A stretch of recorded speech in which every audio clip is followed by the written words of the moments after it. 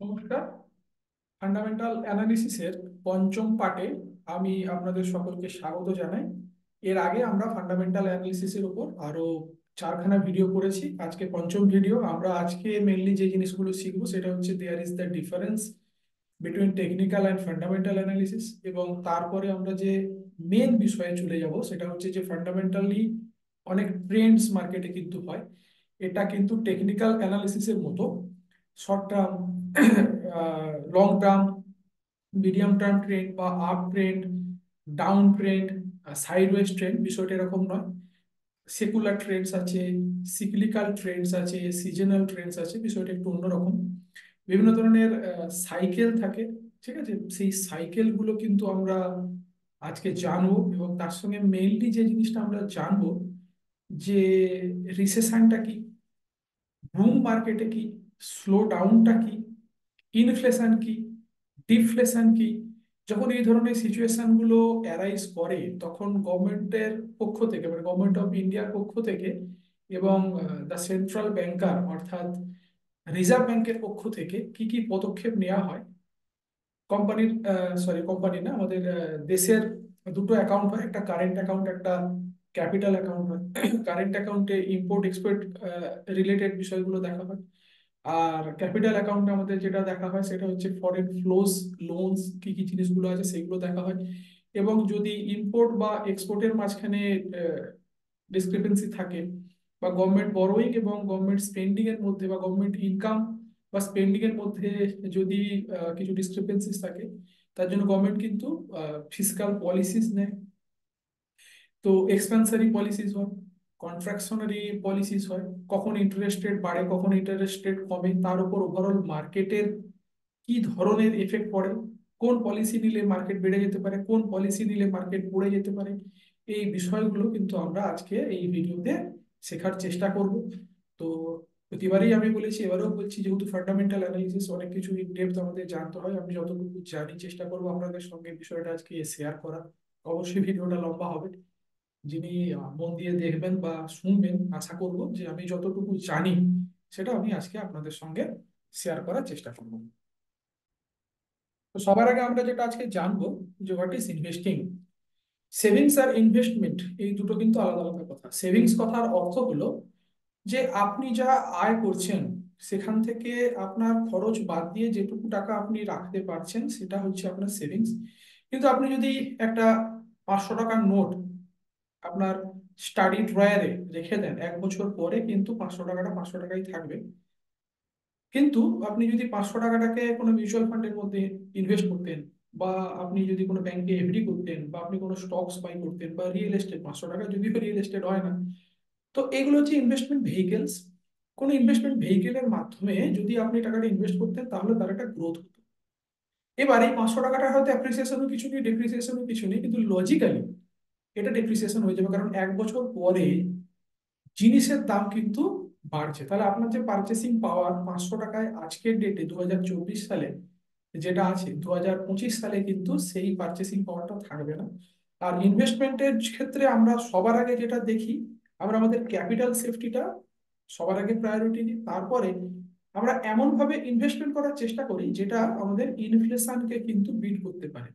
কারণ আপনি rate of return পাচ্ছেন 8%, ভাইরাস ইনফ্লেশন এখন 7%, ঠিক আছে, কিন্তু আপনি 5 বছর পরে 8% রিটার্ন পাচ্ছেন, কিন্তু ইনফ্লেশন হয়ে গেছে 12%। তো সেক্ষেত্রে আপনি যে রিটার্নটা পাচ্ছেন সেটা কিন্তু ইনফ্লেশন অ্যাডজাস্টেড রিটার্ন নয়। তাহলে ডেফিনেটলি আমাদের বিকল্প সোর্স বা বিকল্প চিন্তা ভাবনা করতে হবে। এই কারণেই আমরা ফান্ডামেন্টাল অ্যানালিসিস পড়াশোনা করি বা টেকনিক্যাল অ্যানালিসিস নিয়ে পড়াশোনা করি। কিছু কিছু ইনভেস্টমেন্ট আছে very much risky, stock market very much risky.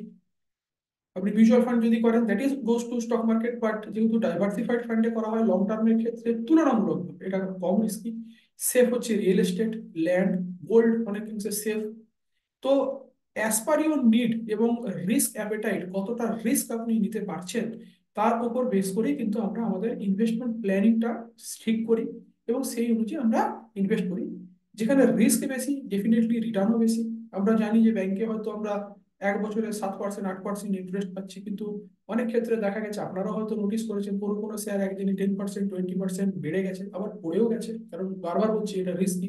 তা যেমন পরিমাণ রিস্ক আছে তেমন পরিমাণে রিওয়ার্ডও কিন্তু আছে। তো যাই হোক, আমরা ইনভেস্টিং আর সেভিংস এর মধ্যে একটা ডিফারেন্সিয়েট আমরা করার চেষ্টা করলাম। এবারে অ্যাক্টিভ ইনভেস্টিং হয়, প্যাসিভ ইনভেস্টিং হয়। অ্যাক্টিভ ইনভেস্টমেন্ট মানে আপনি নিজে বিভিন্ন ক্ষেত্রে ইনভেস্টমেন্ট করতে পারছেন। স্টক মার্কেটে কেউ যদি ইনভেস্ট করেন, ডিরেক্টলি যদি স্টক কেনেন, দ্যাট ইজ অ্যাক্টিভ ইনভেস্টিং। আরেকটি হয় passive investment.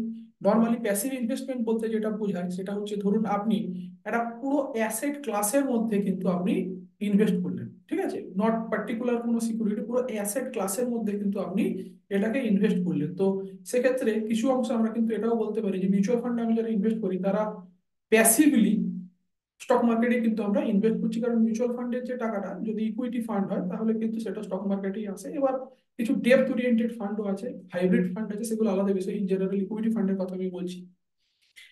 Role of investment activity এটা কি আছে সেটা আমাদের জানতে হবে। Research and analysis. আপনি কোনো স্টক বাই করার আগে বা কোথাও ইনভেস্টমেন্ট করার আগে সবার আগে আপনাকে যেটা করতে হবে রিসার্চ, তারপরে সেটাকে আপনাকে কিন্তু অ্যানালিসিস করতে হবে।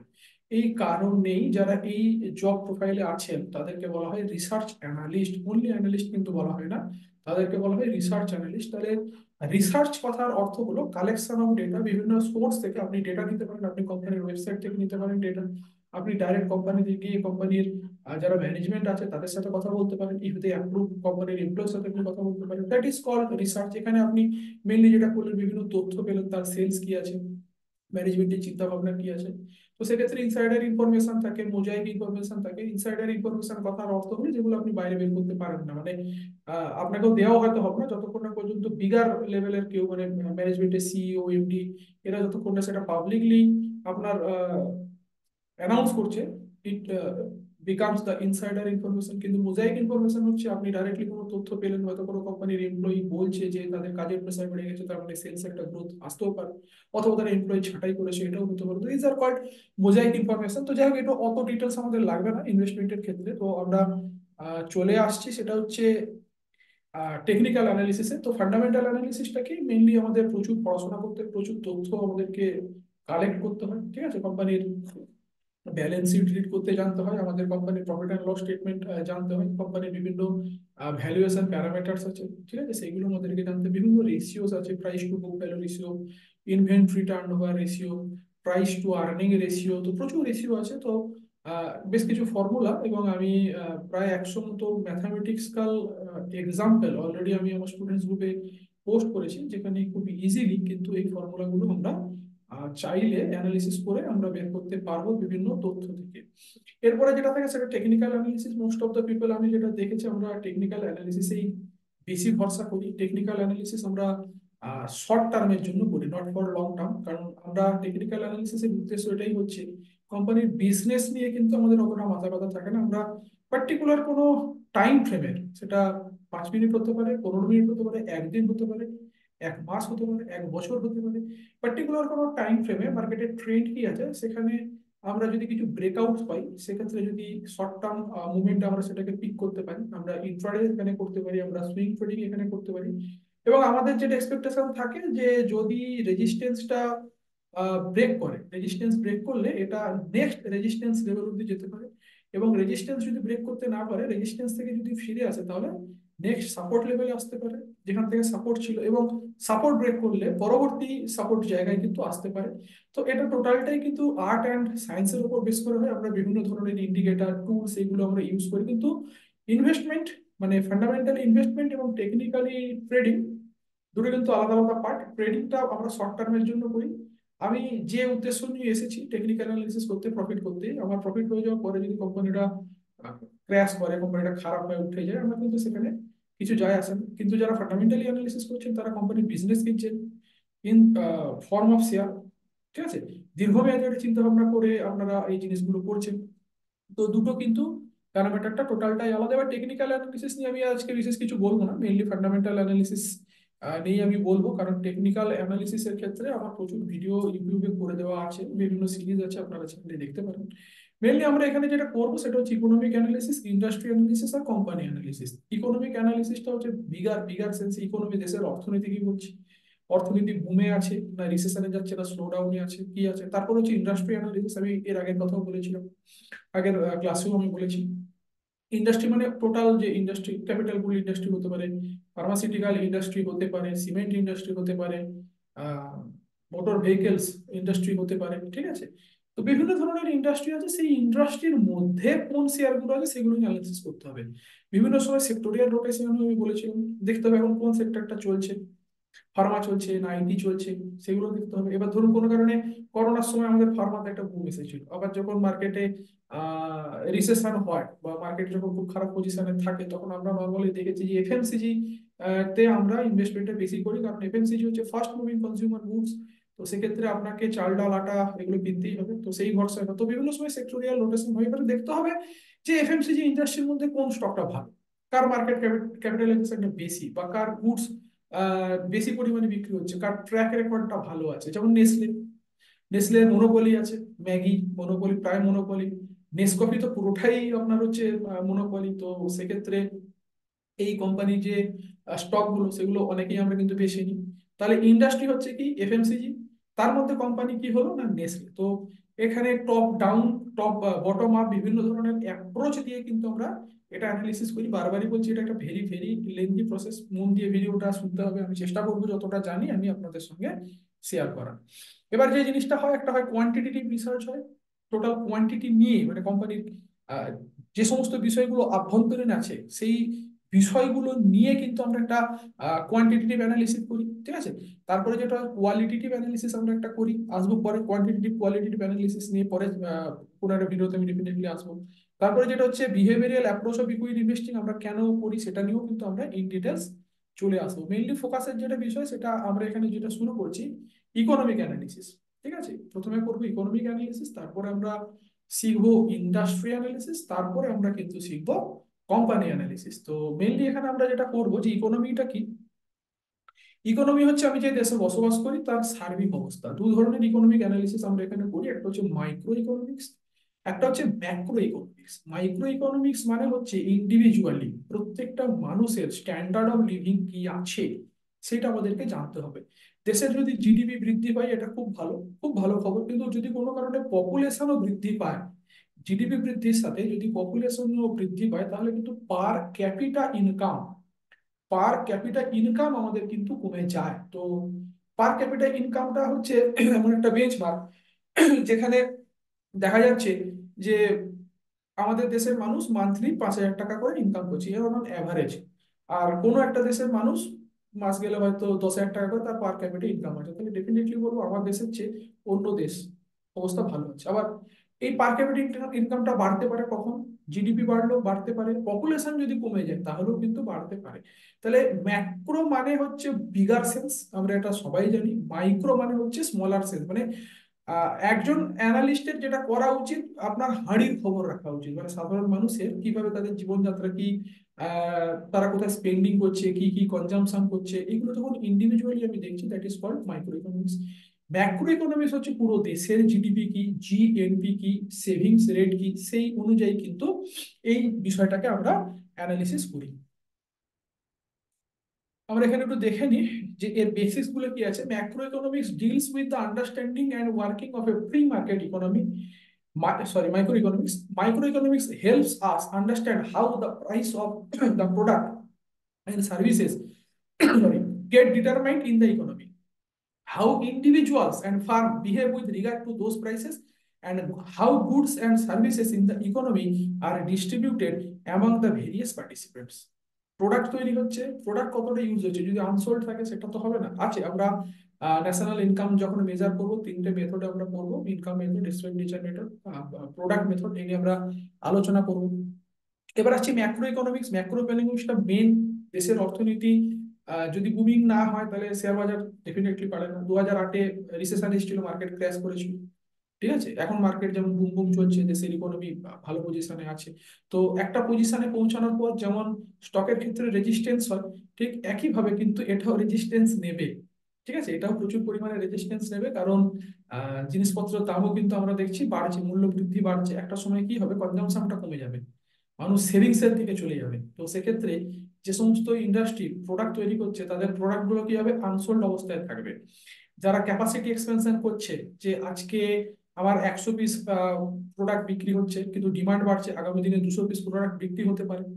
সেক্ষেত্রে আমার একখানা প্ল্যান্ট আছে, আমি আরেকটা প্ল্যান্ট করলাম, কিন্তু এই গ্রাফটা যখন কনজাম্পশন রেটটা কমে যাবে, গ্রাফটা পড়ে যাবে, তখন তাদের যে প্রোডাক্ট গুলো হবে সেই প্রোডাক্ট গুলো কিন্তু আনসোল্ড অবস্থায় থাকবে। তো সেক্ষেত্রে ক্যাপাসিটি যেটা এক্সপেনশন ছিল তারা বন্ধ থাকবে। মাঝে মাঝে আমরা শুনি যে প্রোডাকশন স্টপ হয়ে গেছে। কেন স্টপ হয়ে গেছে? ডিমান্ড নেই। প্রোডাকশন স্টপ হলে কি হবে? আনএমপ্লয়মেন্ট বাড়বে, কোম্পানির নেট প্রফিটে সেটার একটা ঘাটতি হতে পারে, যেহেতু বিক্রি বাট্টা হচ্ছে না। তাহলে এটা মাইক্রো ইকোনমিক্স যদি হয় তাহলে আমি পার্টিকুলার একজন একজন দেখছি, কিন্তু ম্যাক্রো ইকোনমিক্স যখন হবে তখন আমি ওভারঅল ইন্ডাস্ট্রিটা দেখবো। ওভারঅল আমি ইন্ডাস্ট্রিটা দেখবো, তো সেক্ষেত্রে কি হবে? লোকের হাতে টাকা কম থাকবে, আস্তে আস্তে স্লো ডাউন শুরু হবে, তারপরে রিসেশনে চলে যাবে। তো যখন এই বুম, রিসেশন, এই বিষয়গুলো থাকে, স্লো ডাউন এই বিষয়গুলো থাকে, তখন এখান থেকে উদ্ধার পাওয়ার জন্য পরিত্রাতা হিসেবে আছে গভর্নমেন্ট অফ ইন্ডিয়া আর রিজার্ভ ব্যাংক অফ ইন্ডিয়া। ঠিক আছে, তো এদের কিছু ফিসকাল পলিসিস থাকে। তো অ্যাকচুয়ালি ফিসকাল পলিসিসটা থাকে গভর্নমেন্ট অফ ইন্ডিয়া, আর মনিটারি পলিসি যেটা থাকে সেটা আমাদের হচ্ছে কিন্তু রিজার্ভ ব্যাংকের থাকে। আমরা শিখবো এক্সপেন্সারি পলিসি আর কন্ট্রাকশনারি ফিসকাল পলিসি, এগুলো নিয়ে আমরা আলোচনা করব, বোঝার আমরা এটা চেষ্টা করব। The importance and uses of macroeconomics in brief. আমরা একটু নোটটা দেখে নিই। Macroeconomics help us understand the general state of the economy, domestic production, domestic consumption, general price level, growth quality of life, ঠিক আছে, জীবনযাত্রার মান কি আছে। Macroeconomics help us understand drivers of income, মানে কোথা থেকে মানুষজন ইনকাম করছে। সেভিংস কি আছে, ব্যাংকে প্রচুর পরিমাণে যদি সেভিংস বেড়ে যায় সেটাও খারাপ। ঠিক আছে, তার কারণ কি? এই যে অতিরিক্ত সেভিংসটা, সেটা যতক্ষণ না ব্যাংক লোনে কনভার্ট করতে পারছে, ব্যাংকের কিন্তু ইনকাম হয় না। আমি ব্যাংকে টাকা রাখলে আমি পাচ্ছি 6%, আর ব্যাংক সেটাকে হাউস বিল্ডিং লোন বা কার লোন করে প্রসেস করছে 12%, 11%। ডিফারেন্স মানিটাই হচ্ছে ব্যাংকের ইনকাম। তো প্রচুর পরিমাণে টাকা যদি ব্যাংকে জমা হয়, তো সেক্ষেত্রে সেই টাকাটা আনইউজড অবস্থায় যদি পড়ে থাকে, যেই টাকাটা আপনার কাছ থেকে নিচ্ছে সেটাকে যদি না ইউজ করতে পারে, তাহলে ব্যাংকের ইনকাম হয় না, সেটাও কিন্তু খারাপ। Macroeconomics model help government and central bankers formulate economic policies, আসবো আমরা, for achieving long run economic growth with stability. প্রত্যেক দেশের সরকারেরই এবং রিজার্ভ ব্যাংকেরই, সেন্ট্রাল ব্যাংকেরই যেটা উদ্দেশ্য থাকে যে জনগণের প্রতি সঠিক মনোভাব প্রকাশ করা, দেশের উন্নতিতে সাহায্য করা। প্রত্যেক দেশেরই সরকার চায়, কারণ প্রত্যেক দেশই চায় বড় হতে, তার দেশবাসীকে ভালো রাখতে। তো সেটা করতে গিয়ে অনেক সময় কি হয় না, যদি গভর্নমেন্টের এক্সপেন্স, গভর্নমেন্ট তো অ্যাকচুয়ালি যেটা করে সেটা এক্সপেন্স, আর গভর্নমেন্ট কিন্তু প্রফিট করে না। ঠিক আছে, গভর্নমেন্ট কিন্তু প্রফিট করে না। গভর্নমেন্ট যেটা করে সেটা করে হচ্ছে এক্সপেন্স। আর গভর্নমেন্ট আবার ইনকামও করে, কিভাবে ইনকাম করে না, আপনার ইনকাম ট্যাক্স বাড়িয়ে দিতে পারে, তার অ্যাসেট সেল করতে পারে, বা গভর্নমেন্ট তার যে লাইবিলিটিস আছে সেগুলোকে মিট করার জন্য গভর্নমেন্ট বড় করতে পারে। বিশ্ব ব্যাংকের থেকে আমরা ধার নিয়ে আমরা নাম শুনেছি। তো এবার ঘটনা দেখা গেল, যত টাকা আর্ন করেছে গভর্নমেন্ট, ঠিক আছে, এই যে মাঝে মাঝে আমরা জিএসটি কালেকশন দেখি, প্রচুর পরিমাণে জিএসটি কালেকশন হচ্ছে, সেটা ভালো। তাহলে গভর্নমেন্টের যেটা আর্নিং সেটাকে স্পেন্ডিং করার জন্য গভর্নমেন্ট আর্ন করে। কিন্তু যদি আর্নিংটা কম হয় আর স্পেন্ডিংটা বেশি হয়, তখন কিন্তু ফিসকাল ডেফিসিটে চলে যায়, তখন ফিসকাল ডেফিসিটে গভর্নমেন্ট কিন্তু চলে যায়।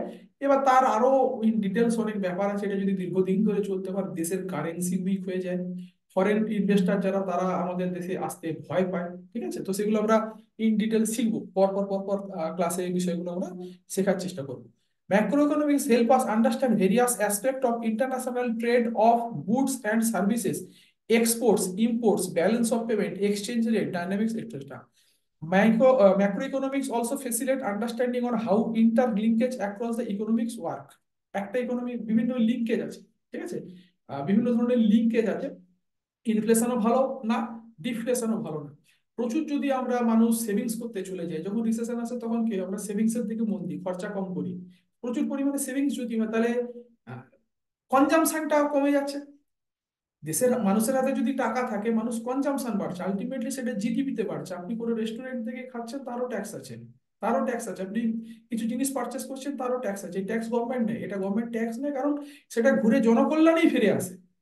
আমরা যে ট্যাক্সটা দিই সেটা জনকল্যাণেই ফিরে আসে। এই যে ধরুন হসপিটাল, রোডস তৈরি হচ্ছে, এইগুলো যে কাজ, এখান থেকে গভর্নমেন্টের কোনো আর্নিং সেরকম বিশেষ কিছু নেই, কিন্তু তা সত্ত্বেও গভর্নমেন্ট এগুলো কেন করে?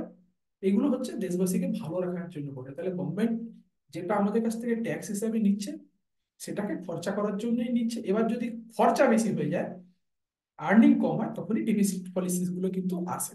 একটার সঙ্গে একটা কিন্তু এটা লিঙ্কেজ আছে।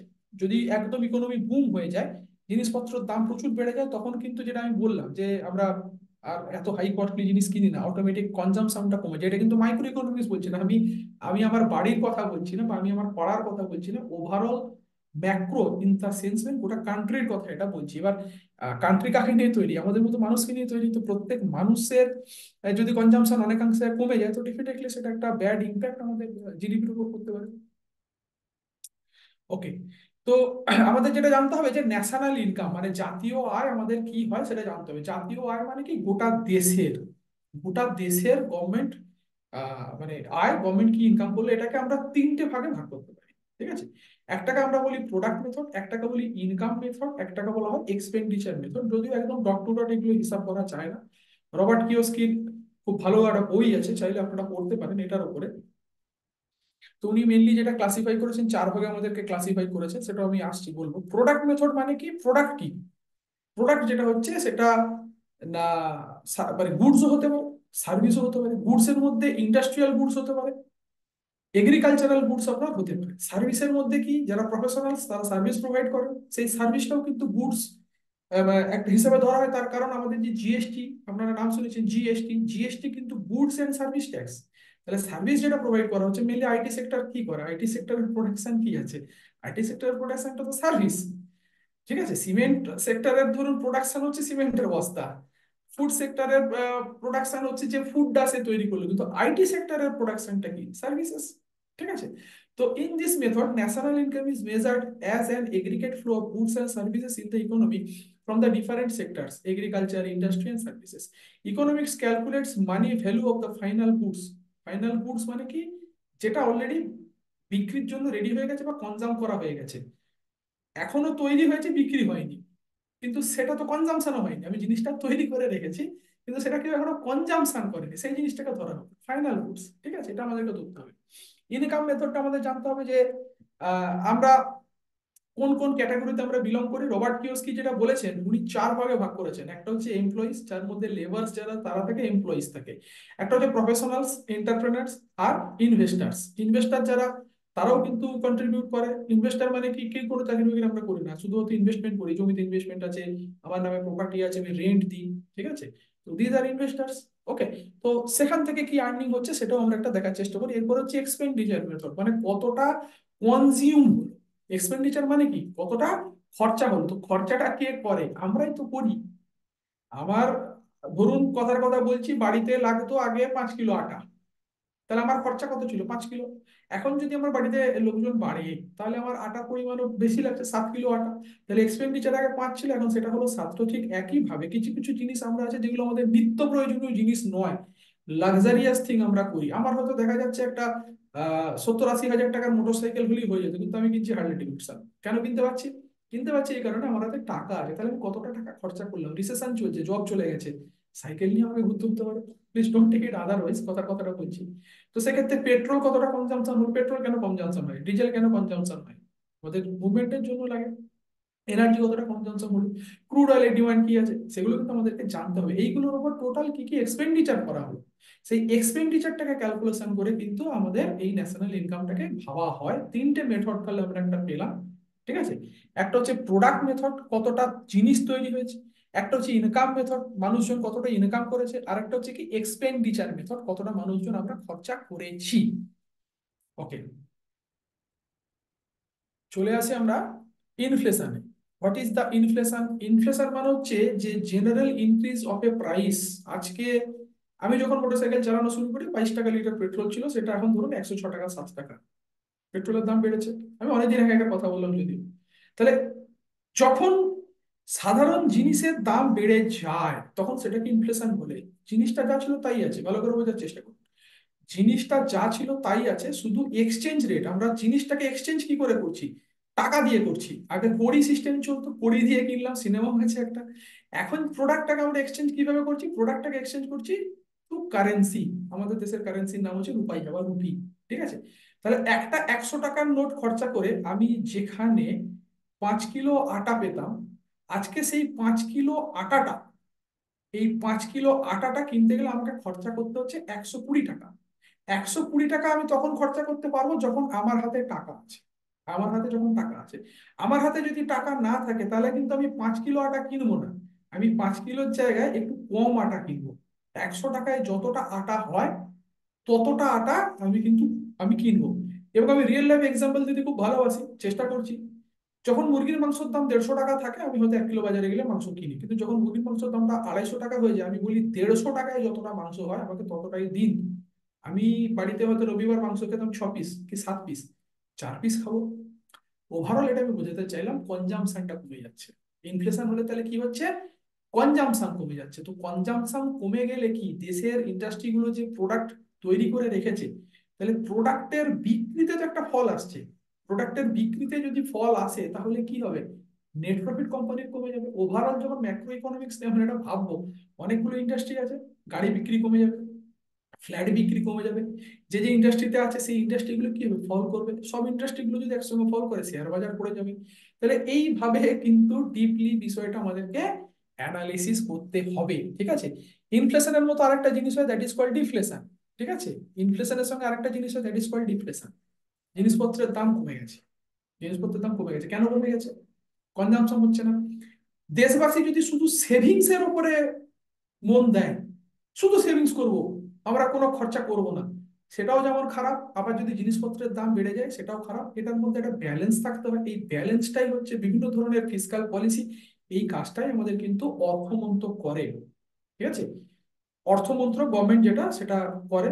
তো বিভিন্ন সময় দেখবেন বাজেট হয়, বাজেটটা হচ্ছে একটা দিশা দেখানোর চেষ্টা করানো হয়। ওকে। তো আনএমপ্লয়মেন্ট রেটটা আমাদেরকে জানতে হয়, বিশেষ করে আমরা যারা ফরেক্সে কাজ ফাজ করি। তো সেক্ষেত্রে কিন্তু এই ডেটাগুলো দেখবেন বিভিন্ন সময়ে কিন্তু চলে আসে। যদি আনএমপ্লয়মেন্ট রেট হাই করে সেক্ষেত্রে কিন্তু শেয়ার বাজার পড়ে যাওয়ার একটা সম্ভাবনা আছে। কেন? এটাকে আমরা রিসেশনারি ফেজ বলি। রিসেশন মানে কি, আনএমপ্লয়মেন্ট মানে কি, অনেক সময় দেখবেন আমরা শুনেছি যে আমেরিকায় চাকরি করতে গেছে আইটি কোম্পানিতে, চাকরি চলে গেছে, দেশে ফেরত চলে এসেছে। কেন? বিষয়টা কি হচ্ছে? সেলস মানে দরকার নেই, নিড নেই, কনজাম্পশন কম হচ্ছে। ঠিক একইভাবে যদি কোম্পানি যে প্রোডাকশন ছিল সেই প্রোডাকশনটা কমিয়ে দেয়, কোম্পানি যদি সাপোজ মারুতি সুজুকি প্রতিদিন 1,000 ইউনিট গাড়ি তৈরি করতো, হঠাৎ করে গাড়ি বিক্রি বেড়ে গেছে, তো মারুতি কি করেছে, 1,500 করে গাড়ি মানে প্রোডাকশন বাড়াবে ভেবেছে। কিন্তু ভাবলেই তো শুধু হবে না, তার জন্য ইনফ্রাস্ট্রাকচার লাগবে, তার জন্য মেশিনারিজ লাগবে, তার জন্য ম্যান পাওয়ার লাগবে। 10টা লোকে যদি 1,000 গাড়ি তৈরি করতে পারতো, 1,500 গাড়ি তৈরি করার জন্য 15টা লোক লাগবে, তার মানে 5খানা নতুন এমপ্লয়মেন্ট ক্রিয়েট হবে। ঠিক একইভাবে যদি ডিমান্ড কমে যায়, 1000-এর জায়গায় মারুতি বলছে 500 গাড়ি তৈরি করুন, তাহলে এক্সট্রা যে লোকগুলো প্রয়োজন নেই সেই লোকগুলোকে বলবে তোমাকে ছাঁটাই করে দেওয়া হলো। তাহলে ঠিক একইভাবে প্রত্যেকটা ইন্ডাস্ট্রির যদি ক্যাপাসিটিটা কমে যায়, কনজাম্পশন যদি কমে যায়, তাহলে কি হবে? বিষয়টা প্রচুর পরিমাণে ছাঁটাই হবে। ছাঁটাই মানে মাসের শেষে সে বেতনও পাচ্ছে না, তাকে জমানো টাকা ভাঙিয়ে খেতে হবে। তাহলে মার্কেটে কি হচ্ছে? কনজাম্পশনটা কম হচ্ছে, ডিমান্ড কমে যাচ্ছে, প্রোডাক্ট গুলো কি থাকবে? আনসোল্ড অবস্থায় থাকবে। এই জায়গাটাও ডিফ্লেশন হয়ে যেতে পারে। তো ইনফ্লেশন আর ডিফ্লেশনের মাঝামাঝি ব্যালেন্স করে আমাদের চলা উচিত। তবে এটা রোটেশন হয়, এই জিনিসটা হবে। কখনো কখনো রিসেশন আপনি পাবেন, 2008-এ রিসেশন পেয়েছিলাম, এখন আবার বুম, ঠিক আছে? আবার বেশ কিছুদিন পরে যখন পিকে চলে যাবে সেখান থেকে তো রিসেশন হয়ে চলে আসতে পারে, নিচে চলে আসতে পারে, কিন্তু কতদিনে হবে আর এই ফেজটা কতদিন থাকবে এটা অ্যাকচুয়ালি কিন্তু বলা খুবই মুশকিল। এটা থেকে চেষ্টা করা হয় যাতে রিকভার করা হয়, প্রত্যেক গভর্নমেন্টই কিন্তু এটা চেষ্টা করে। Flows from foreign direct investment FDI and foreign portfolio investment. FDI FPI হচ্ছে বিদেশি টাকা। আমরা মাঝে মাঝে শুনি এফআইআই টাকা তুলে নিয়ে পালিয়ে গেছে, শেয়ার বাজার পড়ে গেছে। এফডিআইটা হচ্ছে কি, এদের কোনো প্রপার ম্যানেজমেন্ট আমাদের লাগে না, ঠিক আছে? এফডিআই কি না, এদের কোনো প্রপার ম্যানেজমেন্ট কিন্তু আমাদের, সরি এফডিআই না, এফ এরা মেইনলি যেটা করে, ফরেন পোর্টফোলিও ইনভেস্টার যারা, তারা হচ্ছে পার্টিসিপারি নোটস এর মাধ্যমে আমাদের দেশে ইনভেস্ট করতে পারে। তার কিছু সার্টেন ক্রাইটেরিয়া আছে, কোম্পানি থেকে বেঁধে দেওয়া হয়েছে যে কতটা পরিমাণ তারা ইনভেস্ট করতে পারে। এগুলো হচ্ছে কি হট মানি। হট মানি মানে কি, এরা যখন তখন এই টাকাগুলো নিয়ে চলেও যেতে পারে, এটা সিস্টেমেটিক রিস্কের মধ্যে পড়ে। এই যে আমাদের দেশে এখন শেয়ার বাজার খুব বুমে আছে, আমরা মাঝে মাঝে দেখি এফআইআই ডিআইআই কত কে কি পারচেস করেছে। ডিআইআই তার ক্যাপিটাল তুলে নিতে পারে, কিন্তু সেটা দেশের টাকা, বাইরে যাচ্ছে না। কিন্তু এফআইআই টাকাটা হচ্ছে কি বাইরে থেকে আসছে, ওরা আমাদের এখানে ইনভেস্ট করছে, প্রফিট করছে, তুলে নিয়ে চলে যাচ্ছে। তো এফআইআই যদি টাকা পয়সা বেশি তুলে নিয়ে চলে যায়, তো সেক্ষেত্রে কি হয়, আমাদের মার্কেট পড়ে যাওয়ার থাকে। এফডিআইটা অন্য জিনিস, এফডিআইটা একটু লং টার্ম চিন্তা ভাবনা করে। এরা মেনলি যেটা করে সেটা হচ্ছে আমাদের দেশে ইন্ডাস্ট্রি খোলার চেষ্টা করে, ঠিক আছে, এবং সেই টাকাটা লং টার্মের জন্য থাকে, কারণ একটা চট করে ইন্ডাস্ট্রি পালিয়ে যাবে এরকম কিন্তু ভাবার সম্ভাবনা খুব কম। যেমন হন্ডা, ঠিক আছে, বিদেশি কোম্পানি আমাদের দেশে কারখানা খুলে কাজ করছে। রয়্যাল এনফিল্ড আমাদের এখানে কারখানা খুলে কাজ করছে। অ্যাপেলের ফোনেরও এখানে ইউনিট আছে, ঠিক আছে। তো এগুলো হচ্ছে বিদেশি টাকা, এরা লং টার্মের জন্য থাকবে। আপনার কি মনে হয় যে একটা ফ্যাক্টরি দুম করে দুদিনে তুলে নিয়ে চলে যাবে? যাবে না। তাহলে এফডিআই এফপিআই এর মধ্যে তফাৎ আছে। বিদেশি টাকা আসছে মানে আমাকে বিচার করতে হবে যে কোন ফর্মে টাকাটা আসছে। ফরেন ডিরেক্ট ইনভেস্টমেন্ট আসছে, না ফরেন পোর্টফোলিও মানে এক্সিস্টিং পোর্টফোলিওতেই পার্টিসিপেটরি নোটস এর মাধ্যমে এরা টাকাটা ইনভেস্ট করছে, যখন তখন আসতে পারে, যখন তখন তুলে নিয়ে চলে যেতে পারে, সেটার জন্য কিন্তু আমাদের প্রিপেয়ার থাকতে হবে। ওকে।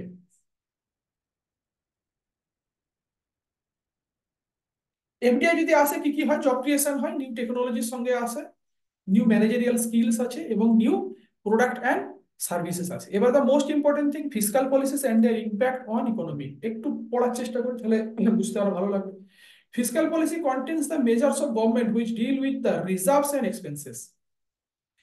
Fiscal measures are important in any economy because when government changes the measures of its income, primary source of being taxation, মানে গভর্নমেন্টের মেইন ইনকাম যেটা সেটা ট্যাক্স করি, ট্যাক্স কালেক্ট করে হয়, এন্ড এক্সপেন্ডিচার কি কি হয়? Education, health care, police, military forces, ঠিক আছে। তো বিষয় যেটা হচ্ছে যেখান থেকে গভর্নমেন্টের ইনকাম কিছু নেই, মিলিটারি, দেশের সুরক্ষার জন্য প্রত্যেক দেশেরই সুরক্ষা ব্যবস্থা মানে টাইট থাকা উচিত। আমাদের দেশের সুরক্ষায় অনেক এগিয়েছে এবং ডিফেন্স সেক্টরের স্টকগুলো আমরা দেখেছি ভালো লেভেলে গ্রো করেছে। কিন্তু ঘটনা হচ্ছে এডুকেশন, ঠিক আছে, হেলথ কেয়ার, এগুলো থেকে কিন্তু গভর্নমেন্টের আর্নিং কিছু নেই, কিন্তু এগুলো করতে হয়, এগুলো গভর্নমেন্টকে করতেই হয়। এবং এটা কিসের চলে? না ট্যাক্সের টাকায় চলে।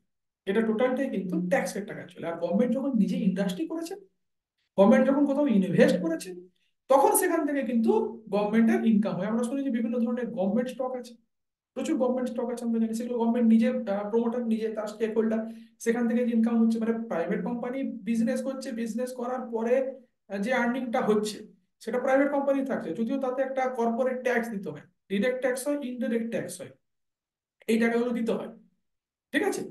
আর গভর্নমেন্ট যখন নিজে প্রফিট করছে, সেই প্রফিটের টাকাটা কিন্তু গভর্নমেন্ট তার নিজের কাছে রেখে দেয়, কিন্তু গভর্নমেন্ট সেটা ভোগ করে না। গভর্নমেন্ট এটা জনগণের সেবার জন্যই কিন্তু এটাকে ব্যবহার করে। ওকে। তো এটা গেল একটা প্রাইমারি পার্ট। এবার এখানে আমরা একটু ফিসকাল পলিসি গুলো দেখে নিই।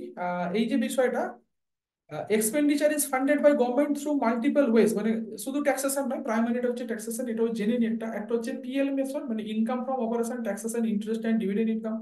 BS method, borrowing and sale of asset. এই যে মাঝে মাঝে আমরা শুনি ডিসইনভেস্টমেন্ট চলছে, মানে গভর্নমেন্ট তার বিভিন্ন যে সংস্থাগুলো আছে সেই সংস্থাগুলোকে বিক্রি করে দিচ্ছে, আমরা শুনেছি বিক্রি করে দিচ্ছে।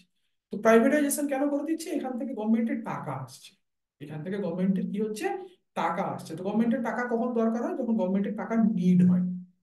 গভর্নমেন্টের এক্সপেন্ডিচার প্রচুর হয়ে গেছে, গভর্নমেন্টের ইনকাম কম হয়েছে, তাহলে ফিসকাল ডেফিসিট হয়ে যাবে। এই ডেফিসিটটাকে ব্যালেন্স করার জন্য গভর্নমেন্ট এই পলিসিগুলো নেয়। এবার তিন ধরনের ফিসকাল পলিসি হয়। একটা হচ্ছে নিউট্রাল ফিসকাল পলিসি, ইকুইলিব্রিয়াম, মানে গভর্নমেন্ট সাপোজ 1 টাকা খরচা করেছে, 1 টাকা ইনকাম হচ্ছে, that is neutral. Expansionary fiscal policy, যখন স্পেন্ডিংটা বেড়ে যায়, 1 টাকা খরচা করেছে, 50 পয়সা ইনকাম হচ্ছে, ঠিক আছে। আর কন্ট্রাকশনারি পলিসি, গভর্নমেন্ট ইনকাম করেছে হচ্ছে গিয়ে 2 টাকা, খরচা করেছে হয়তো 1 টাকা। আগেরটা ভুল বললাম, সরি। গভর্নমেন্ট ইনকাম করেছে 1 টাকা, খরচা করেছে এক্সপেন্শনারিতে, গভর্নমেন্টের ইনকাম হয়েছে 1 টাকা, খরচা হয়েছে 2 টাকা, তাহলে ডেফিসিট। 2 টাকা খরচা, 1 টাকা ইনকাম, 1 টাকা deficit. That is called expansionary fiscal policy. Contractionary fiscal পলিসিটা কি? গভর্নমেন্ট ইনকাম করেছে 2 টাকা, খরচা করেছে 1 টাকা, তাহলে 1 টাকা প্রফিট কোম্পানির আছে, মানে সরি গভর্নমেন্টের আছে, ঠিক আছে। তো নর্মালি কন্ট্রাকশনারি পলিসি খুব কম হয়, কোনো গভর্নমেন্টই প্রফিটে বা নেটওয়ার্কে চলে না, অন্তত আমার নলেজে তো আমি দেখিনি। ডেফিসিট চিরকালই আমাদের থেকে যায়। তো এবার হচ্ছে monetary policies and their impact on economy. কেন এই মনিটারি পলিসিটা গভর্নমেন্টকে নিতে হয় বা তার ইম্প্যাক্ট কি আছে সেটাও কিন্তু আমাদের একটু জেনে নেওয়া দরকার। এই তিনটে পলিসি নিয়ে আমরা একটু আলোচনা করে নেব, ঠিক আছে। ওকে। বিষয় এটা হচ্ছে যে যদি কোনো কারণে আমরা দেখি যে এক্সপ্যানশনারি ফিসকাল পলিসি চলছে, তখন কি হয় না, মানির ফ্লোটা এখানে বাড়ানোর চেষ্টা করে। ঠিক আছে, মানির ফ্লোটা এখানে বাড়ানোর চেষ্টা করে। কিভাবে মানির ফ্লোটা বাড়ানোর চেষ্টা করে? রিজার্ভ ব্যাংক কিছু নোটস ছাপাতে পারে। ঠিক আছে, যদিও তার প্রচুর আইন কানুন নিয়ম আছে, ইন ডিটেলস যাচ্ছে না। গভর্নমেন্ট যেটা করতে পারে, ইন্টারেস্ট রেট হাইক করতে পারে। মানে আপনি আজকে সেভিংসে পাচ্ছেন 7%, গভর্নমেন্ট সুদের হার বাড়িয়ে দিল। তাহলে আমরা সেভিংসে ইনকামটা বেশি করব। সেভিংসে আমার ইনকামটা বেশি করবো। যারা রিটায়ার্ড পার্সন, ঠিক আছে, তারা কি হয়, কেবলমাত্র সেভিংস এর উপরে, অনেকে যাদের পেনশন নেই সেভিংস এর উপর অনেকটা বেশি আছে। তো যদি সেভিংস বেড়ে যায়, সেভিংসে যদি ইন্টারেস্ট রেটটা বাড়ে, তাহলে ওনারা হয়তো এমআইএস করে রেখেছেন, জীবনের যা কষ্টার্জিত পয়সা একটা এমআইএস করেছেন, মাসে এখন হয়তো 10,000 টাকা সুদ পাচ্ছেন। ইন্টারেস্ট রেট বেড়ে গেলে সুদটা বেড়ে যাবে, তাহলে তাদের খরচা করার প্রবণতাটাও বাড়বে। কিন্তু একইভাবে এটাও আমাদেরকে মনে রাখতে হবে, সেভিংসে যদি সুদ বাড়ে, তাহলে আপনি যখন ধার নিচ্ছেন, লেন্ডিং করছেন, তখনও কিন্তু আপনাকে বেশি সুদ দিতে হবে। এর ফলে কি হবে, যে গাড়িটার ইএমআই আপনার ছিল 2,000 টাকা, সেটার ইএমআই বেড়ে যাবে। যে ফ্ল্যাটের আপনার ইএমআই ছিল 10,000 টাকা, সেটাও কিন্তু বেড়ে যাবে। তাহলে যিনি কিনেছেন অলরেডি, তাকে, মানে হাউস বিল্ডিং লোনের ক্ষেত্রে হয় ওটা ফ্ল্যাকচুয়েট করে। নতুন যিনি প্ল্যান করছেন যে আমি একটা ফ্ল্যাট কিনবো, ইএমআই পরিমাণ কিন্তু বেড়ে যাচ্ছে। আমি একটা গাড়ি কিনবো, ইএমআই পরিমাণ বেড়ে যাচ্ছে, তাহলে কনজাম্পশনও কমে যাচ্ছে। কনজাম্পশনও কমে যাচ্ছে, এটাকে ব্যালেন্স করতে হয়। এটাই ফিনান্স মিনিস্ট্রির কিন্তু কাজ। মানে অনেকগুলো কাজের মধ্যে একটা কাজ হচ্ছে কিন্তু ফিনান্স মিনিস্ট্রির এই ব্যালেন্সটাকে বজায় রাখা। আবার কন্ট্রাকশনারি পলিসিতে কি হয়? কন্ট্রাকশনারি পলিসি কি হয়, ইকোনমি অলরেডি হিটেড আপ, সেক্ষেত্রে মার্কেট থেকে টাকা তুলে নেওয়া হয়। কিভাবে তুলে নেওয়া হয়? ট্যাক্স বাড়িয়ে দেওয়া হয়। গভর্নমেন্টের ট্যাক্স বাড়িয়ে দেওয়া হয়, লোকের হাতে প্রচুর টাকা, ট্যাক্স বাড়িয়ে দেওয়া হয়। তাহলে মানি ফ্লোটাকে কমানো হয়, ইন্টারেস্ট রেট কমিয়ে দেওয়া হয়। ইন্টারেস্ট রেট যদি কমিয়ে দেওয়া হয়, মানুষ তখন অল্টারনেটিভ ইনভেস্টমেন্ট খোঁজে। কিরকম ইনভেস্টমেন্ট খোঁজেন? আমরা জানি রিয়েল এস্টেট, ল্যান্ড, এগুলোতে রিটার্নটা সেফ অনেকটা তুলনামূলকভাবে। আমরা সেই দিকে চলে যাই, আমরা গোল্ডে চলে যাই। লোকের মানসিকতা তখন সেভিংসে চলে যায়, এই সুযোগ বেশি করে সেভিংস করে নিই। ঠিক আছে, যেমন করোনার সময় ব্যাংকে ইন্টারেস্ট রেট হিউজ হিউজ পরিমাণে কমে গেছিল। সেই সময় যাদের হাতে টাকা ছিল, তারা অনেকেই ফ্ল্যাট ফ্ল্যাট কিনেছেন, গাড়ি ফাড়ি কিনেছেন, কারণ ইন্টারেস্ট রেট তো একদম মানে লোয়ার পজিশনেই ছিল। তো সেক্ষেত্রে বিষয় যেটা হচ্ছে যে, যার ক্ষমতা নেই তিনি ভাবছেন যে মানি ফ্লো কমে যাচ্ছে, আমাকে বেশি ট্যাক্স দিয়ে দিতে হচ্ছে। কিন্তু ব্যাংকে রাখলে আমাকে সুদটা বেশি, আমরা টাকাটা সেভিংস রাখার চেষ্টা করি। তো এটাও যদি অতিরিক্ত পরিমাণে লোকে আমরা সেভিংস করে ফেলি, তখনও কিন্তু প্রবলেম আমাদের যেটা হয়েছে সেটা হচ্ছে কনজাম্পশনটা কমে যায়। তাহলে টোটাল জিনিসটা, যে জিডিপি, গ্রস ডোমেস্টিক প্রোডাক্ট, এই জিনিসটা কিন্তু একটা প্যারামিটার। আরেকটা প্যারামিটার আমরা পেলাম, যেটা সেটা হচ্ছে পার ক্যাপিটা ইনকাম। এটা একটা, যেমন আমরা যারা টেলিফোন কোম্পানি নিয়ে যদি আমরা কোনো অ্যানালিসিস করি, যেমন ভোদাফোনের অ্যানালিসিস করছি, বা আমরা ধরুন এয়ারটেলের অ্যানালিসিস করছি, তখন আরপু বলে একটা কথা হয়, এআরপিইউ, অ্যাভারেজ রেভিনিউ পার ইউজার।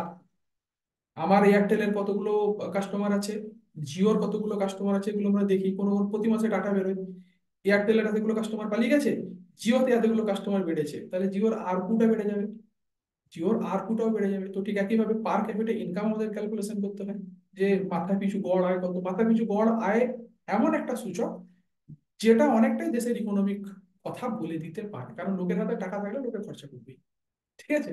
আর লোকের হাতে টাকা যদি না থাকে, লোকে খরচা করবে না। খরচা করলে কনজাম্পশন বাড়বে, ইন্ডাস্ট্রির ক্যাপাসিটি বাড়বে, চাকরি বাকরি বাড়বে, লোকের হাতে ঘুরে টাকা আসবে, আনএমপ্লয়মেন্ট রেটটা কমবে। আর উল্টোটা হলে এই সব উল্টোগুলো হবে। তো এটা শেয়ার বাজারের উপর কিন্তু অনেকটাই প্রভাব ফেলে। হ্যাঁ, একটা পার্টিকুলার শেয়ার কোনো নিউজে উঠে গেল পড়ে গেল, সেটা ডিফারেন্ট, এটা মাইক্রো লেভেলের কথা। কিন্তু ওভারঅল বাজার, ওভারঅল ইকোনমিটা কি আছে, সেটা জানার জন্য কিন্তু আপনাকে এই বিষয়গুলো সম্বন্ধে অবগত হতেই হবে, তা না হলে কিন্তু হবে না। ওকে, আরেকটা যেটা হচ্ছে international trade, exchange rate and trade deficit. আমরা ইম্পোর্টও করি, এক্সপোর্টও করি। কোম্পানির দুটো অ্যাকাউন্ট হয়, একটা হচ্ছে কারেন্ট অ্যাকাউন্ট, একটা ক্যাপিটাল অ্যাকাউন্ট। আগে বলছিলাম কারেন্ট অ্যাকাউন্টে ইম্পোর্ট আর এক্সপোর্টের ডিফারেন্সটা করা হয়।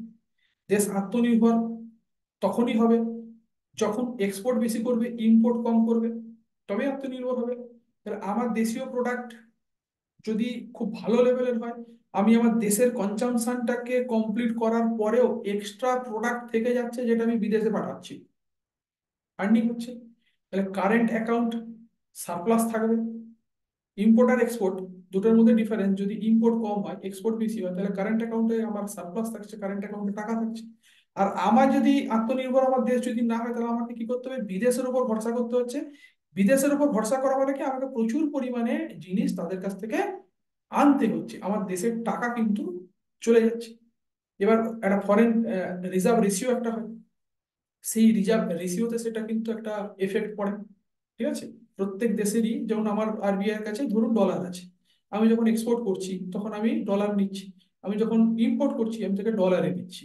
তো সেক্ষেত্রে আমাকে যদি প্রচুর পরিমাণে ইম্পোর্ট করতে হয়, তাহলে কি হবে? আমার রিজার্ভ তো কমে যাবে। তো সেই রিজার্ভ রেটটাও বিদেশি ইনভেস্টাররা দেখে কোন দেশের ভালো, সেই অনুযায়ী ফ্রেশ ইনভেস্টমেন্ট আমাদের কিন্তু আসে।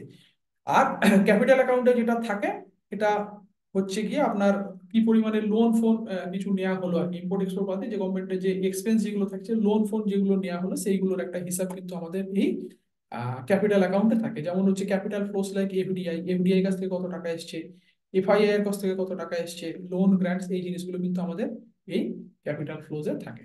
ওকে। এরপরে যেটা থাকছে গ্লোবালাইজেশন। গ্লোবালাইজেশনের কিছু পজিটিভ সাইনও আছে, কিছু নেগেটিভ সাইনও আছে। গ্লোবালাইজেশন একদিকে যেমন ভালো, একদিকে খুব খারাপ। ঠিক আছে? তো এটা আমাদের স্টক মার্কেটের ক্ষেত্রে অতটা খুব বেশি আমাদের বিষয়টা ইম্পর্টেন্ট নয়। এবার মেইনলি যেটা আসবো সেটা হচ্ছে মার্কেটের ট্রেন্ড। একটা হচ্ছে সেকুলার ট্রেন্ড, একটা সিক্লিক্যাল ট্রেন্ড, একটা সিজনাল ট্রেন্ড। সেকুলার ট্রেন্ড লম্বা সময় ধরে চলে, ধরুন 10 বছরের। সিক্লিক্যাল ট্রেন্ড 2 বছরের, 1 বছরের। সিজনাল ট্রেন্ড মানে হচ্ছে একদম শর্ট টার্মের জন্য। ট্রেন্ড কি আছে আমাদের মার্কেটে জানতে হবে। ওকে। তো economic trend can be broadly classified into secular, cyclical and seasonal trends. Secular trends refer to the long term change that is occurring in the economy or industry. যেমন ঘটনা হচ্ছে যে আগে মার্কেটে ডিজিটালাইজেশন হওয়ার আগে অফিসে বসে কিন্তু আমরা প্রত্যেকে চাকরি বাকরি করেছি। অফিসে একটা ডেস্ক ছিল আমাদের জন্য। কম্পিউটারের ব্যবহারের আগে কি হয়েছে, আমাদের প্রচুর পরিমাণে বড় বড় মোটা মোটা ফাইল থাকতো, প্রচুর কাগজ লাগতো। ইন্টারনেট আসার পরে কাগজের ব্যবহার কমেছে, পেনের ব্যবহার কমেছে, ওয়ার্ক ফ্রম হোম হয়ে গেছে, টোটালটাই ডিজিটালাইজেশন হয়ে গেছে। তাহলে ট্রেন্ড কি আছে? পেপার স্টক, পেন স্টক, এইগুলোর দাম পড়ে যাবে। আইটি বা আইটি সলিউশন যে স্টকগুলো আছে, সেই স্টকগুলোর দাম কিন্তু বাড়বে। তাহলে এটা আপনাকে ভাবতে হবে যে মার্কেটের ট্রেন্ড কি চলছে। সিগনিক্যাল ট্রেন্ড, 1 বছর ধরে কোন একটা ট্রেন্ড খারাপ আছে, থাকতেই পারে, অসুবিধা কিছু নেই। আর সিজনাল ট্রেন্ডস মানে কি, very very very much short টার্মের জন্য। করোনার সময় সিগনিক্যাল ট্রেন্ড এসেছিল ফার্মাতে, ওষুধ ফষুধ বিক্রি তো প্রচুর বেড়ে গিয়েছিল, ডাক্তার ওষুধ দেয়নি, তাও আমরা তেড়ে আপনার হচ্ছে সেই ভিটামিন সি, তারপরে আরো অমুক তমুক যে সমস্ত জিনিসগুলো আছে আমরা খেয়েছি। ডাবরের শেয়ারের দাম প্রচুর পরিমাণে বেড়ে গিয়েছিল, স্টকে আপনার ওই চ্যবনপ্রাশ স্টক দিতেই পারছিল না। অনেক দোকানে আমি বেরিয়েছিলাম করোনার সময়, চ্যবনপ্রাশ পাইনি। হঠাৎ করে কি হয়েছে, ডিমান্ড বেড়ে গেছে। হঠাৎ করে কি হয়েছে, ডিমান্ড বেড়ে গেছে। সিজনাল ট্রেন্ডস কোন ইন্ডাস্ট্রিতে বেশি ইম্প্যাক্ট করতে পারে? রেনকোট ইন্ডাস্ট্রি, ডাকব্যাগ, ছাতা। একটা সময় তো লাগে, একটা সময় তো লাগে। কখন? মেইনলি বর্ষাকালে, মেইনলি বর্ষাকালে। গরমকালে লোকে ছাতা ইউজ করে জানি, কিন্তু বর্ষাকালে আমাদেরকে বাধ্যতামূলক এটা। গরমকালে এটা বাধ্যতামূলক কিন্তু নয়। তাহলে এইগুলো হচ্ছে সিজনাল ট্রেন্ডস এর উপরে চলে। যেমন ছোটবেলায় আমরা বিজ্ঞাপন শুনেছি, এলো শীতের রুক্ষ দিন, চেসমি গ্লিসারিন, অ্যাকচুয়ালি মনে পড়ছে না তো। এই যে গ্লিসারিন সাবানটা শীতকালে বেড়ে যায়। তো এগুলো হচ্ছে সিজনাল, এই জিনিসগুলো হচ্ছে সিজনাল। এটা ইন ডেপথ আছে, আমি খুব ইজি ভাষায় বোঝানোর জন্য বললাম যে পার্টিকুলার সিজনাল ট্রেন্ডস কোনো কোনো স্টকে হতে পারে। তবে যারা ফান্ডামেন্টাল অ্যানালিসিস লং টার্মের জন্য করেন, তারা মেনলি সিক্লিক্যাল আর সেকুলার ট্রেন্ডসটা নিয়ে বেশি মাথা ঘামান। সিজনাল ট্রেন্ডসটা কিন্তু চেঞ্জও হতে পারে। যেমন চেসমি আপডেট করতে পারেনি নিজেকে, একটা সময় ছোটবেলায় দেখবেন চেসমি গ্লিসারিন খুব ভালো চলতো, কিন্তু আজকে দেখুন চেসমি সাবানটা মার্কেটে মানে খুব অ্যাভেলেবেল নেই, কারণ নিজেদেরকে আপডেট করতে পারেনি। অনেক কম্পিটিটর চলে এসেছে, ফ্লাক্স, ভিভেল, ওকে, আরো বিভিন্ন ধরনের সাবান কিন্তু মার্কেটে অ্যাভেলেবেল আছে। তো মনোপলি এক সময় ছিল চেসমিরি। ঠিক আছে? তো একটা সময় মনে আছে আমাদের আমি থাকি খড়গপুরে, ঝাড়খণ্ডে আছে টাটা চাকুলিয়া, চাকুলিয়াতে আছে চাকুলিয়া সাবান। তো চাকুলিয়া সাবানটাও খুব ভালো ছিল। এখন সেই সোপ ইন্ডাস্ট্রিতেও কিন্তু অনেকটা কম্পিটিশন চলে এসেছে। ওকে। তো যাই হোক, সেকুলার ট্রেন্ডস। এবার হচ্ছে সিক্লিক্যাল ট্রেন্ডস, যেটা সেটার মধ্যে থেকে ইকোনমিক সাইকেল, কমোডিটি সাইকেল আর ইনভেন্টরি সাইকেল। ঠিক আছে? তো ইকোনমিক সাইকেলে কি কি থাকে, যেটা আমি এতক্ষণ বোঝানোর চেষ্টা করলাম, বুম হয়, পিক হয়, রিসেশন হয়, আবার বুম হয়। যেমন শেয়ার বাজার উঠে পড়ে উঠে পড়ে, তবে এটা দীর্ঘমেয়াদী, এটা অনেকটাই কিন্তু আর দীর্ঘমেয়াদী এটা কখন শুরু হবে আর কোথায় গিয়ে শেষ হবে, এটা অ্যানালিসিস করা কিন্তু খুব টাফ। আমি একটা স্টকের ক্ষেত্রে কোথায় সাপোর্ট কোথায় রেজিস্ট্যান্স এটা আমরা কিন্তু ইজিলি বের করতে পারি, কিন্তু পার্টিকুলারলি ট্রেন্ড কোথায় শুরু হবে, কারণ এটা ম্যাক্রো ইকোনমিক্স এর ব্যাপার, এটা বড় বৃহত্তর ব্যাপার, ঠিক আছে? তো যারা ইনভেস্টমেন্ট করবেন তাদের কিন্তু এই জিনিসগুলো মাথার মধ্যে রাখতে হবে ইনভেস্টমেন্ট করার আগে। এবং এটা কিন্তু বারবার বলছি, technical analysis very much easy. এটা কিন্তু যদি ঠিকঠাক বুঝতে পারি তাহলে ভালো, যদি বুঝতে না পারি তাহলে কিন্তু এটা অনেক অংশেই কিন্তু এটা টাফ। ওকে, তো এখানে এক্সপেনশন থাকে, বুম থাকে, স্লো ডাউন থাকে, যেগুলো আমি এতক্ষণ বলে এলাম, রিসেশন থাকে, এই জিনিসগুলো আমি অলরেডি বলেছি। এরপরে যেটা থাকে সেটা হচ্ছে রিকভারি। রিকভারি কি? রিকভারি স্লো ডাউন থেকে রিকভারি হয়। রিকভারি মানে যখন এই বুমিং মার্কেট থাকে তখন সবার আগে ক্যাপিটাল গুডস যেগুলো আছে সেগুলো পড়ে যায়। রিসেশন যখন বুমিং মার্কেট না সরি, যখন রিসেশন শুরু হয় তখন কিন্তু ক্যাপিটাল গুডস যেগুলো আছে সেগুলো দুম করে পড়ে যায়। সবচেয়ে বেশি ক্ষতিগ্রস্ত হয় এয়ারলাইন্স ইন্ডাস্ট্রিজ। সবচেয়ে বেশি হচ্ছে এয়ারলাইন ইন্ডাস্ট্রিজ। আপনি দিল্লি যাবেন, যান, আপত্তি নেই, হাতে টাকা আছে, প্লেনে যাচ্ছেন, টাকা নেই ট্রেনে যাবেন, ঠিক আছে? তো দিস আর লাক্সারিজ। হ্যাঁ, কিছু কিছু মানুষের ক্ষেত্রে নিড, কিছু কিছু মানুষের ক্ষেত্রে নিড। আমি সাধারণ মানুষ, আমার কাছে কার থাকলে সেটা লাক্সারি, কিন্তু যদি একজন ডাক্তারের কার না থাকে সেটা তার হচ্ছে এসেনশিয়াল গুডসের মধ্যে পড়ে, সেটা তার এসেনশিয়াল গুডসের মধ্যে পড়ে। এবার ক্যাপিটাল গুডসের মধ্যে কিন্তু ভেহিকেলও আছে, ক্যাপিটাল গুডস এর মধ্যে ভেহিকেলও আছে। তো এবার হচ্ছে কমোডিটি সাইকেল থেকে পার্টিকুলার কোনো একটা সময় কমোডিটি সাইকেল চলে। কমোডিটি সাইকেল, কমোডিটি যেগুলো জানার আগে গোল্ড, সিলভার, ক্রুড অয়েল, ঠিক আছে? তো হঠাৎ করে যদি আপনার করোনার সময় কি হয়েছিল, গাড়ি বাড়ি বন্ধ, সমস্ত গাড়ি বন্ধ। মাঝখানে ফেসবুকে পোস্ট দেখছিলাম, কে বাড়ির ছাদ থেকে কাঞ্চনজঙ্ঘা দেখছে, কেন? এই ধরনের পোস্টগুলো এসেছিল, কোনো দূষণ নেই, আকাশ পরিষ্কার, তাহলে দূষণ কেন নেই? গাড়ি চলেনি। গাড়ি চলেনি মানে পেট্রোল বিক্রি হয়নি, কিন্তু ক্রুড যেখান থেকে বের করা হয় সেই ক্রুডটা তো তোলা বন্ধ হয়নি। তাহলে হঠাৎ করে প্রচুর পরিমাণে ক্রুড হচ্ছে আমার ইনভেন্টরিতে জমে গেছে। ক্রুডটাকে প্রসেস করে তারপরেই তো হচ্ছে পেট্রোল, ইথানল, ন্যাপথলিন, ছোটবেলায় বিজ্ঞানে ভূগোলে পড়েছিলাম বোধহয়, যাই হোক কি কি জিনিসগুলো বেরোয়। তো পেট্রোল যদি কাজে না লাগে তাহলে ক্রুড অয়েলটা আমি নিয়ে করবোটা কি? ক্রুড অয়েলের দাম কিন্তু একবার $20 পার ব্যারেল চলে এসেছিল, এবং পার্টিকুলার কিছু একটা সময়ের জন্য ওটা নেগেটিভও চলে গেছিল। যারা কিনেছিল তাদের এক্সট্রা, যারা সেল করেছিল তাদের কিন্তু প্রবলেম হয়েছিল, বাই করেছিল যারা তাদের কিন্তু প্রবলেম নেগেটিভ কিছু টাইমের জন্য ছিল। তারপর আস্তে আস্তে যখন আমাদের লকডাউন ফকডাউন উঠে গেল, ইকোনমি পিকিং আপ করলো, তখন কি হলো, লোকে গাড়ি চালানো শুরু করলো, এখন তো আমরা নর্মাল লাইফে আবার ফিরে চলে এসেছি। তো এই বিষয়গুলো অত্যন্ত ছোটখাটো বিষয়, কিন্তু আপনাকে এই বিষয়গুলো নিয়ে কিন্তু ভাবতে হবে, ঠিক আছে? তো এই রিসোর্স গুলো আমরা কোথায় পেতে পারি, এই এতক্ষণ ধরে আমি আলোচনা করলাম, এগুলো কোথায় কোথায় পেতে পারি? এই তথ্যগুলো গভর্নমেন্ট ওয়েবসাইটে আমরা পেতে পারি, কোম্পানির ওয়েবসাইটে গিয়ে আমরা পেতে পারি।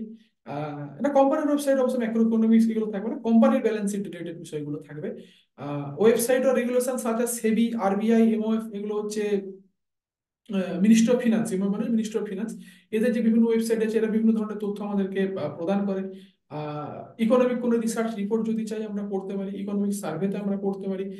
এখন বিষয়গুলো ইন্টারনেটের যুগে অনেকটা ইজি হয়ে গেছে, আগে এগুলো পাওয়া খুব কষ্টকর ছিল, আমরা গুগল করলে কিন্তু অনেক কিছু তথ্য হাতের মুঠোয় পেতে পারি। যাই হোক, আজকের মতো পার্টটা আমি এখানে শেষ করব। পরবর্তী ভিডিওতে আমরা যেটা নিয়ে আলোচনা করব সেটা হচ্ছে ইন্ডাস্ট্রি অ্যানালিসিস, তারপরে আমরা করব কোম্পানি অ্যানালিসিস। তো যারা তখন মন দিয়ে শুনলেন প্রত্যেককে ধন্যবাদ জানাই। Thank you, stay safe.